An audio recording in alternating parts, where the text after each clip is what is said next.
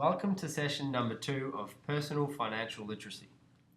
In this session, we will take a look at what it means to be financially healthy and what some of the tools and techniques that we can use to determine what our financial health looks like and to make sure that we remain in good financial shape. So I ask you the question, do you know how financially healthy you are? I would assume that at this particular point, you're not too concerned about your financial health. But as you start to make more and more financial decisions, you're going to have to start paying more attention to how financially healthy you are. In order for us to determine how financially healthy we are, we will make use of some very specialized tools called personal financial statements. In this session, you will learn how to use some of these and how to interpret these financial statements. Once you know how to use them, then you will know what steps to take to become and to remain financially healthy.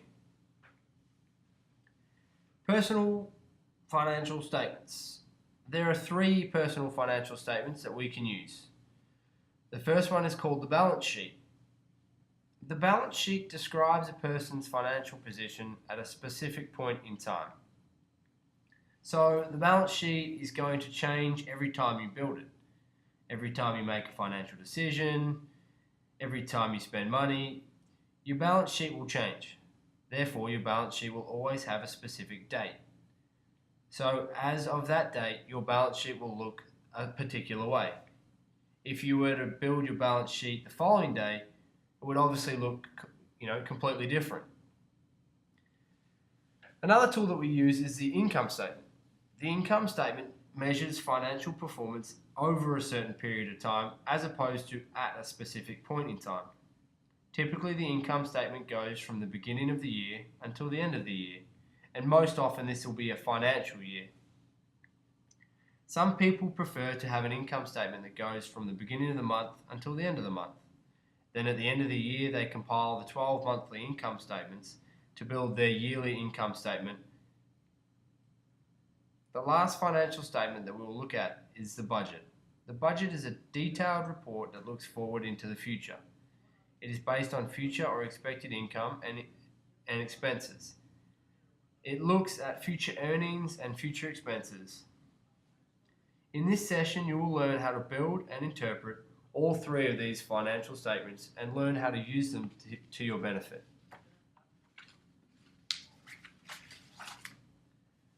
The first personal financial statement that you will learn how to use is the balance sheet. As I said before, the balance sheet describes the financial position of a person at a specific point in time. If you can look at the balance sheet, you will see that it has a person's name, the date in which the balance sheet was created, and all these other foreign accounts that you can see. The balance sheet is based on a very simple equation. This equation says that assets equals liabilities plus net worth. So, first of all, what are assets? Assets represent property that you own. For example, your clothing. That is your personal property. So it is one of your assets. The cash that you have in your wallet or purse. That cash is yours. And it is your personal property. So again, it is an asset. Your car, if you have one, if the title of that car is in your name, then that car is yours. Therefore, the car is part of your assets.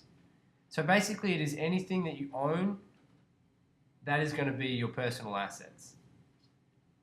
Liabilities, on the other hand, are debts that you own. For example, all of the bills that you have to pay this month, such as cable, electricity, maybe your phone bill, maybe you owe $50 to one of your friends, then that is also a liability. Any debts that you have to pay back will be considered liabilities. Then we have net worth, also known as equity. Net worth is the difference between your assets and your liabilities. It represents that portion of your assets that you actually own. Let's say you have a car that is worth $10,000, but you also have payments on that car, which means that a bank helped you purchase the car. Let's say the loan balance on that car is, let's say, $5,000. The portion of the car that is actually yours is only $5,000, and the bank owns the other half. Additionally, you would also notice that if the bank helped you purchase a car, then the bank actually holds the title to your car. which means that the vehicle does not really belong to you, it belongs to the bank. You will have ownership of the car whenever you finish paying off the car loan. In that particular case, you would have a car worth $10,000 in the assets, but you would also have a car loan with a balance of $5,000 in the liabilities side of the balance sheet. This would show that your net worth is $5,000. Let's take a look at the asset column of the balance sheet. We see that the asset side of the balance sheet starts with something called current assets. What does this mean? Something that you need to understand is how the asset side of the balance sheet is organized. The assets in the balance sheet are organized in terms of liquidity. Well, there's another term that I'm throwing at you, liquidity. Liquidity is the ability of your assets to be turned into cash in a quick manner and without losing substantial value. For example, we see that the first asset listed in the balance sheet is cash. Well, how fast can you turn cash into cash? The answer is pretty obvious. Cash is already cash. It doesn't need to be turned into cash. And it doesn't lose value in the process. That is the reason why cash is listed first in the asset side of the balance sheet. So whatever amount of cash you have in your wallet, purse, pocket, will be included in that balance, but also whatever cash you may have in a checking or savings account will be included there also. In that case, if your cash is in a bank account, all you have to do is hit the ATM or go to the bank and withdraw some money. So cash is a very liquid asset. Next is stocks and bonds. You may not be familiar with stocks and bonds, but these are investments that a person may have. Stocks, for example, are very small shares or pieces of ownership of a company. Maybe a company such as Apple or CenturyLink.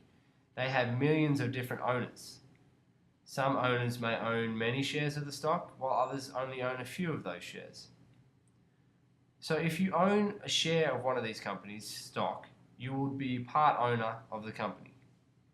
Now, bonds are a little bit different. Bonds are issued by companies, but they can also be issued by governments. Bonds are nothing more than IOUs. For example, if a company needs cash, it may decide to issue bonds to raise the cash that it needs.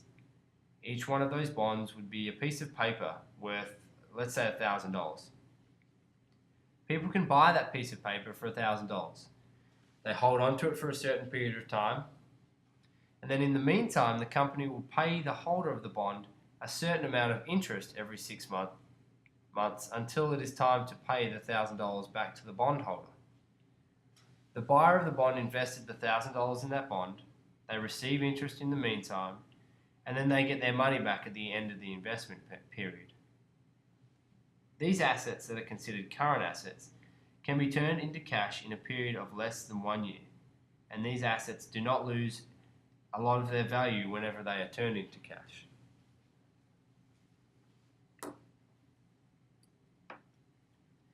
There are assets that are considered to be long-term assets when it takes longer than 1 year to be turned into cash. A good example of this would be a retirement account. You may start investing in a retirement account or saving for retirement as soon as you land your first job. But these accounts have government restrictions to keep people from being able to access their cash until they turn 50 years old. So in this case, you cannot turn these funds into cash until you get to that age. In this case, you have a long-term asset. If you decide to take it out before you turn 50, the government charges you a huge penalty, and you also have to pay taxes. A home is another example of a long-term asset. Whether it be a vacation home, rental home, maybe lots held for investment purposes, they're all examples of long-term assets. You also have some personal property. So let's say some toys, maybe like cars, ATVs, boats, jewelry, artworks. All these things also represent long-term assets. In the example that we have on the screen, we see the balance sheet for Phil Martin. We see that Phil has a total of $12,300 in assets. We see that he has a little bit of cash, a little bit of money invested in stocks and bonds, but most of his assets are concentrated in personal property such as his truck and some tools that he keeps in his truck. The liability side is also organised in the same manner in terms of how quickly those debts need to be taken care of. So the current liabilities will be those liabilities that need to be paid within a term of 1 year. Those bills, rents, credit card balances, the current month's payment on loans are all considered current liabilities. You may be wondering why you need to list the entire credit card balance in the balance sheet. Well, the reason for that is because credit cards are considered to be a short-term source of financing. That is, your credit card provider reviews your credit history every year and they will not hesitate to close your account and ask you to pay off the balance if they see that you have become a customer that is considered to be at risk of not being able to pay his or her payments. A lot of people actually get into trouble with credit card debt because they make long-term purchases with credit cards, not knowing that credit cards should be used for short-term purchases only. A good example of bad use of a credit card would be to buy a car with one. The car is a long-term asset because you're expecting to use it over a long period of time. Therefore, it should not be financed using a short-term debt instrument such as a credit card. Believe it or not, more than enough people have gotten into financial difficulties because they decided to purchase a car on their credit card. We will talk a lot more about managing your debt in future lessons. Long-term liabilities are those that will take you longer than 1 year to pay off. Examples of long-term debt include a mortgage on a house, a car loan, maybe student loans. If you add up your current liabilities and long-term liabilities, then you have the total liability amount. We can see in our example that Phil Martin has current liabilities of $2,310 and long-term liabilities of $5,700, which equals total liabilities of $8,010. When we compare Phil's liabilities against his assets, we see that he has a total net worth of $4,290. Then, to fulfill the equation shown on the screen, your assets should equal the sum of your liabilities and your net worth. Otherwise, the balance sheet would be out of balance. In our example, we see that the total assets and the total liabilities and equity equal the amount of $12,300. What this balance sheet example is telling us is that Phil is in pretty good financial shape. The reason why he is in good financial position is because he does not have a lot of debt, specifically short-term debt. He does have an issue with his credit card balances. He shows $1,500 in credit card debt and he needs to keep those balances as low as he possibly can. We see that he has a positive net worth, which means that Phil has more assets than liabilities. There are some instances in which people may have negative net worth. That is, people may be in a situation in which they have more liabilities than assets. This is definitely not a situation you want to find yourself in. However, in saying that, it is more common than you may think. And you may even be in this situation as soon as you graduate from college. You see, most college students pay for school through student loans, which means that by the time they graduate, they would have accumulated a pretty substantial student loan debt balance. The condition under which net worth is negative is called insolvency. Insolvency means that if you were to liquidate or sell all of your assets to pay your liabilities, you would still have liabilities left over. The good thing about these college graduates is that most of them are able to quickly start their careers and start making substantially more money than they were before. Then they are able to reduce the size of their debt over time, effectively reversing the situation of financial insolvency. How do you build a strong balance sheet? What are some assets that you can acquire that will continue to increase in value over time? That has to do with the decisions that you make with your money. We saw that in session number 1. That is one of the most important factors that will impact your ability to live the good life. Next, you will see a video that will tell you the secret to build a strong balance sheet. We interrupt your internet usage with this very important message from the Investor Education Fund. Hey guys, Funny Money Man here. You know, people are always emailing me asking how can they make money. Well, I'm going to give you one of the most powerful tips about money right here, right now. It's easy. Buy more stuff that makes money and buy less stuff that loses value. Let me show you what I mean. New sports car, money loser. Brand new designer sunglasses, money loser. White three-piece silk playa suit, big money loser. When I was dressed like that, I looked like I had a lot of money. But in reality, all these things depreciate in value. This brand new car lost 15 to 20% of its value the second I drove it off the lot. If I tried to sell it, I would not get what I paid for it because now it's used. Make a list of all the things that you own. Shoes, DVDs, an iPod, clothes, a computer, a gaming system, maybe even a big screen TV. What do all these things have in common? I'll give you time to think about it.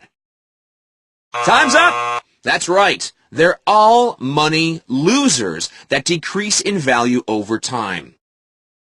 An investment, on the other hand, is something that increases in value over time. A mutual fund, money maker. A savings bond, money maker. A high-interest savings account, money maker. How many of these things do you have? Probably not many. Your long-term financial plan should include putting at least some of your money into things that increase in value. How easy is that? Now, I know what you're saying. Do I really have to worry about this right now? Well, yes! Because the younger you are when you start, the more time your investments have to increase in value. If you want to make money, you have to think long-term.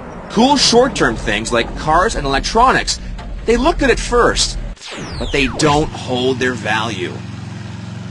So start building your long-term wealth by investing in long-term money makers. You see, I don't want you to wind up like my friend Jeff. I remember back when we were teenagers. Hey man, I'm 18 years old. I'm living for today. Investing's for old people in their 40s. Hey, man, were you dissing my van, bro? This was the coolest thing on the road back in 1981. Yes, Jeff, but now you live in it.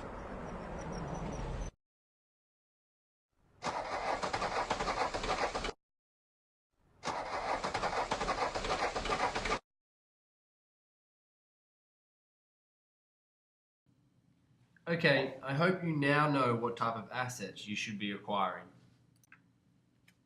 The next item I want to talk about is the income statement. The income statement measures financial performance over a certain period of time. In the example that is on the screen, the income statement goes from the beginning of the month until the end of the month. So it has a beginning and an end. And then at the beginning of the next month, the income statement starts again at zero. So basically it's like a cycle. The income statement is used to figure out where the money is going, and it allows you to determine what your spending patterns are so that you can figure out where you are wasting money. And that's obviously a very good thing to know. What we are interested in is finding the bottom line. The bottom line is found by taking all of your expenses out of your take-home income. Your income is the money that you get in exchange for your labor. If you have a job, you get paid for this job, then that paycheck is your income. Your expenses will be the money that you spend to live the good life. All the bills that you have, maybe you go out to Taco Bell to eat, all of those are examples of expenses. And the good thing about the income statement is that it shows you where your money is going. Not only that, but it shows you over time where your money is going. Then we have the bottom line. And the bottom line is whatever money is left over after you've paid all your expenses. So you receive your wage every week, maybe twice a month, and then you pay your bills. Whatever is left over is your bottom line. This could be positive, this could be zero, or it could be negative. If your bottom line is positive, then it is said that you have cash surplus. And that is a good thing to have because Then you have some choices to make with that money that is left over. The best thing that you can do with your cash surplus is to save it. Maybe put it in an investment that is going to grow over time and make you even more money. Make your money last. Don't waste it on things that do not last.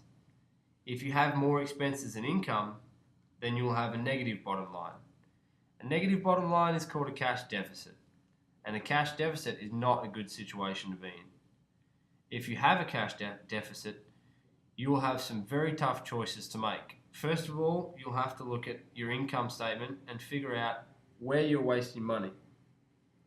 What expenses need to be trimmed or cut? And you need to figure out which of those expenses are wants rather than needs.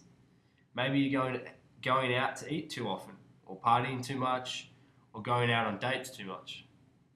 What if you've been able to determine where your money is wasted and you have cut your spending and you have made changes, but your bottom line still shows a cash deficit? What can you do in turn? What can you do to turn that cash deficit into a cash surplus? Well, the first thing that most people do is borrow money, which is not a very good thing to do. Most people would supplement their income with a credit card. By using a credit card, their financial health is going to deteriorate. The more they borrow, the higher the bills, the bigger that deficit will get. So borrowing money is not the best option to take when running a cash deficit. So what can you do if borrowing will make things worse? Well, maybe looking for a higher paying job is the best option. Maybe getting a second job is something else that you can do. These two alternatives are better than having to borrow money. In our income statement example, we see that our friend Phil Martin has two jobs. His main job pays him $1,200 a month, and his second job pays him $450, for a total of $1,650 per month. That is good money. Considering that he is still a college student, Phil also has some expenses. He does not live at home anymore, so that he has to pay for his own utilities like water, electricity, internet, cable, and a cell phone, for a total of $260 per month. He also has to pay rent in the amount of $550. We also see that he has a credit card payment of $35 per month. Remember that in his balance sheet, his balance on the credit card was a total of $1,500. So the payment that corresponds to that debt is $35. He also likes to go out every now and then, as we all do, and he has established that he spends about $200 per month on entertainment. So his total expenses are about $1,045 per month. We see that his bottom line is positive to the tune of $605. So he has a cash surplus in his income statement, which means that he can actually build that emergency savings fund that we talked about earlier in video 1.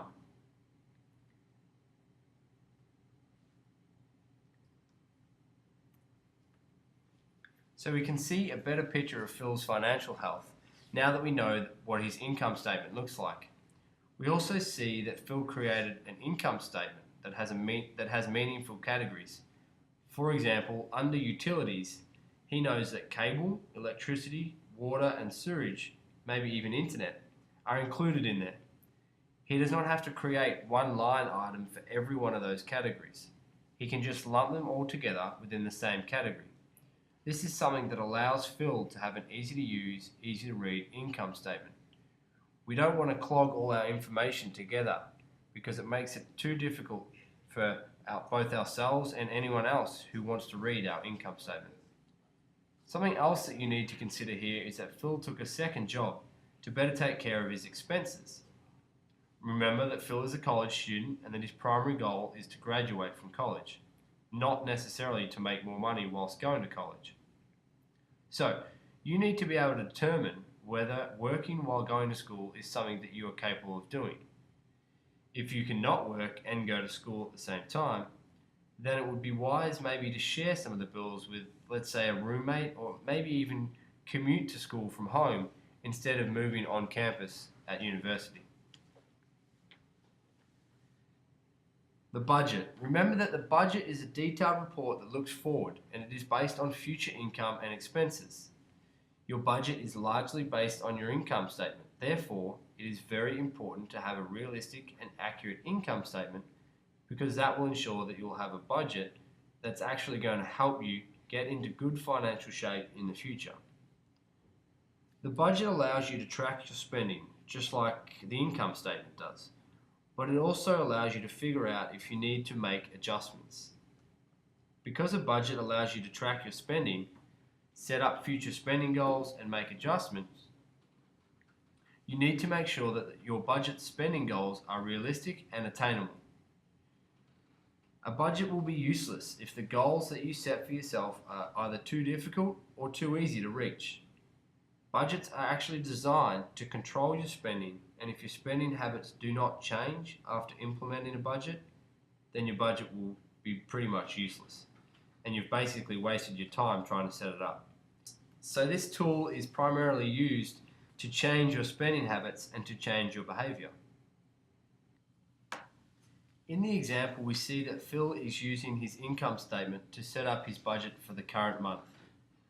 The first column indicates Phil's goals for income and expenses. He has established already that he historically makes about $1,600 in monthly income, and he is paying about $275 in utilities. So, in January, instead of running the heat for long periods of time, maybe he'll just buy a Snuggie and stay warm that way, instead of running the furnace. There is not much Phil can do about his rent, unless he finds a roommate with whom he can share the rent. But we can see that he is going to cut down on his entertainment, so that he will go from about $200 to $100 in entertainment for the month. The second column in the budget shows the actual amounts that Phil spent on those line items. He will use the actual amounts to compare against his estimate or goal and see if there was a change in his spending patterns. We see from the actual column that he was unable to make more money. Maybe he picked up an extra shift at his second job and was able to make a little bit more money that way.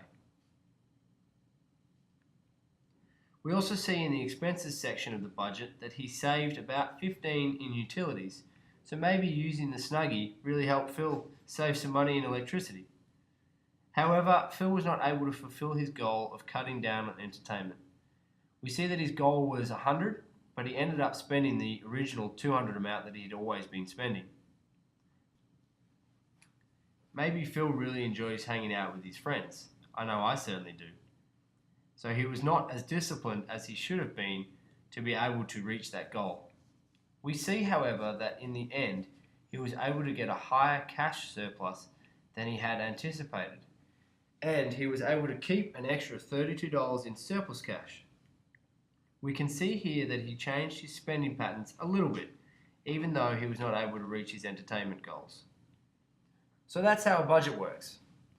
They allow you to track your spending, monitor your progress towards achieving your goal, and help you change your spending patterns and behavior by helping minimize wasteful spending. Like Phil, you may not always achieve your goals, but at least you have an idea of the direction in which you're heading. James Scurlock's remarkable documentary shines the light of truth on a national tragedy. You know, many Americans are drowning in debt, way too many, and something has to be done to stem this tide. I know about this personally. I was a millionaire starting from nothing by age 26, and I was broke again by 30. I crashed, I splatted, I did stupid with zeros on the end, and then I started over. And I was a millionaire again by the time I was 40. That time I did it with no debt because I don't borrow money. I crashed and burned, but I learned. Believe me, I learned. And for almost 15 years now, I have sat at a broadcast desk like this, doing our talk radio show 3 hours a day, 5 days a week, listening to the pain and heartbreak of literally hundreds of thousands of Americans. Millions of them listening in while I do that. Sure, I give advice, but first I listen. Never stop listening. Winning at money, personal finance, wealth building is 80% behavior. It's only 20% head knowledge. If you keep doing what you've been doing, you're going to keep getting what you've been getting. If you really want a different result, you've got to get knowledge, yes, but more importantly, you have to change your behavior permanently. When my wife Sharon and I did that, it revolutionized our lives. Personal finance isn't rocket science. It's just common sense. It's how your grandparents lived. If you don't have the money, you can't buy it. Hey, there's a neat idea. And you know, you can learn how to handle money. You can change your behaviors. You can do it. Where do you start, though? Well, here's some practical ideas that our team members teach all across the nation every day. First, stop the bleeding. You can't get out of a hole while you're digging out the bottom. Cut up your credit cards. That's right. Plastic surgery, a plastectomy. You learn the difference between wants and needs, and for now, you only buy what you really need, and even if you're going to buy a want, you only do it with cash.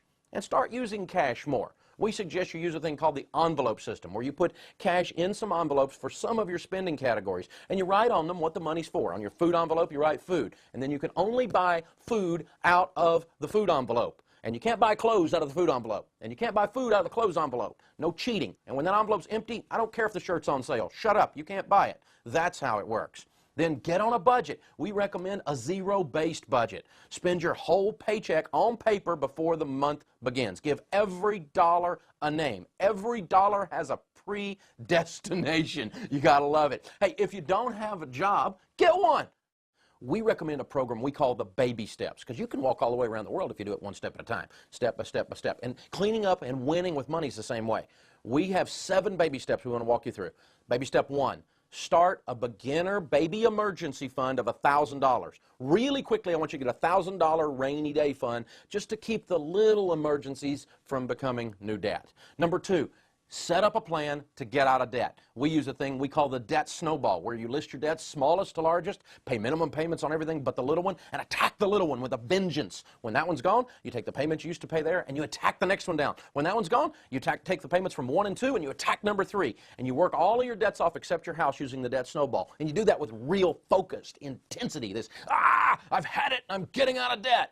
Then once you finish baby step 2 and you're out of debt, everything but the house, you go back to that $1,000 account in baby step 3 and raise it up to 3 to 6 months of expenses. Once you've done that, then you move on to baby step 4, which is 15% of your income into retirement. 5 is saving for your kids' college, if that applies to your situation. 6 is pay off the house early. You know, we're teaching people this all over America. They're paying off their homes in 7, 8, 9 years. How cool is that? And without a house payment, you move on to the last baby step. Baby step 7 is become very wealthy and give a bunch of it away.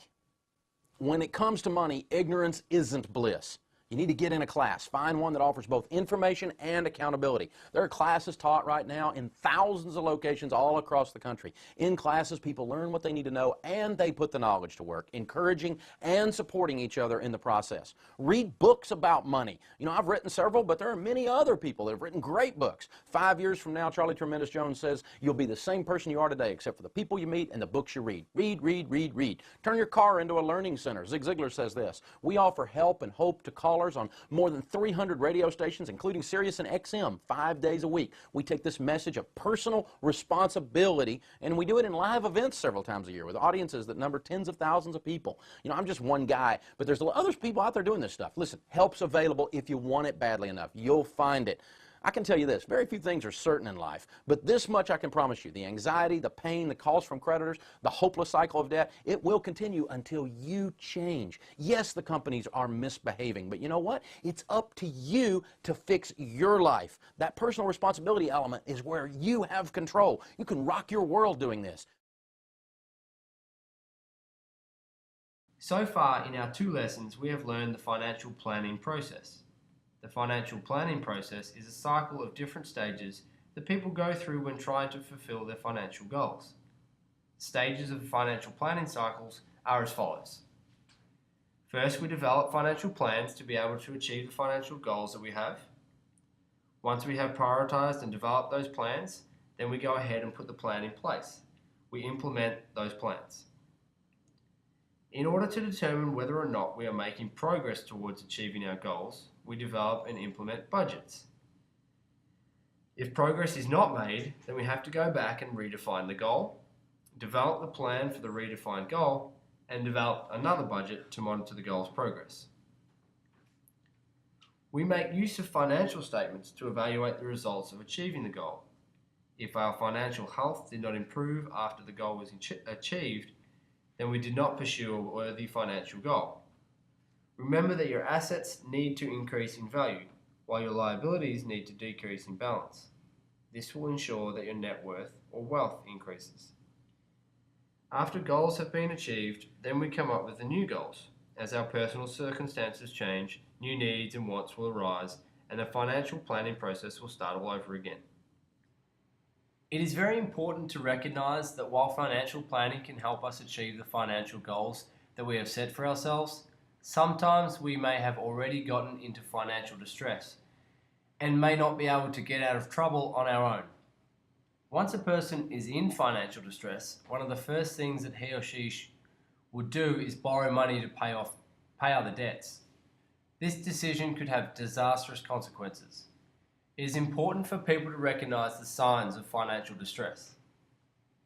If your balance sheet contains asset values that are inflated, in other words, your assets are not as valuable as you may think they are, if your current liabilities are far greater than your current assets, if you constantly have to use your credit card because you either do not have enough cash to make purchases or because you do not have enough cash in your checking account, if your budget continues to show a cash deficit every single month, no matter how much you're trying to adjust your spending, if you experience any of these situations, it would be worthwhile to consult with a financial consultant who can help you develop a better plan to escape your current financial situation.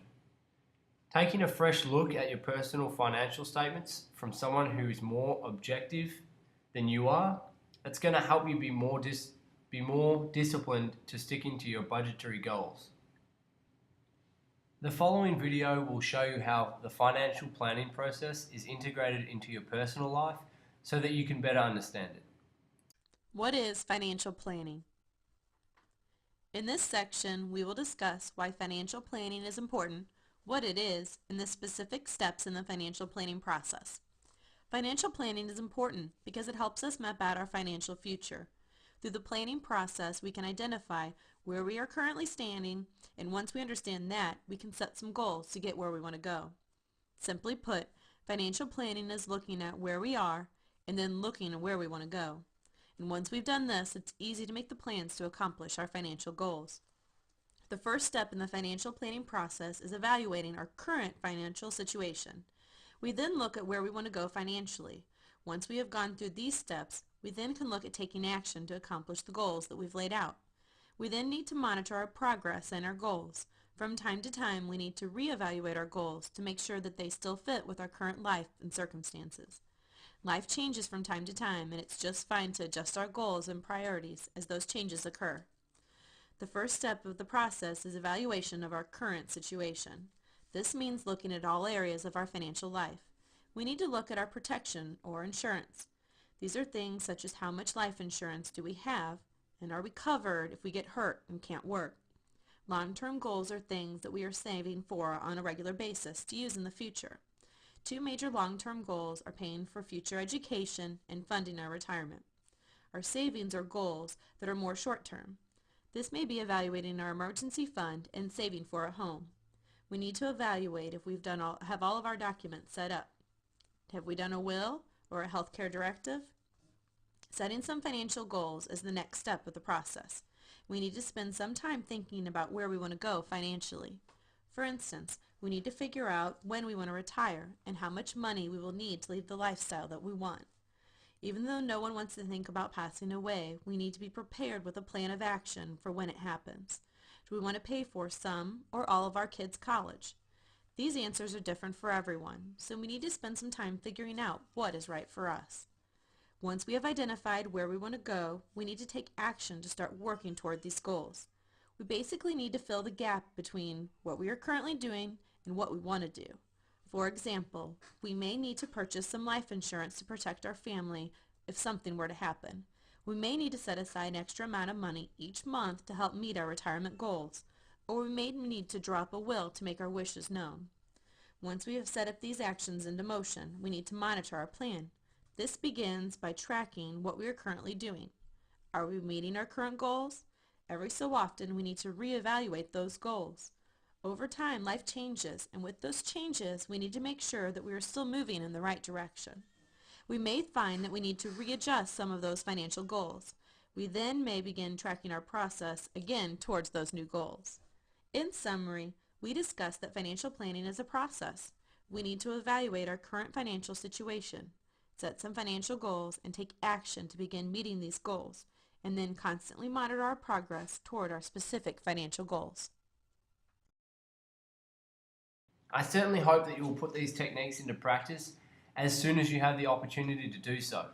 The effective use of these tools is going to ensure that you can live the good life.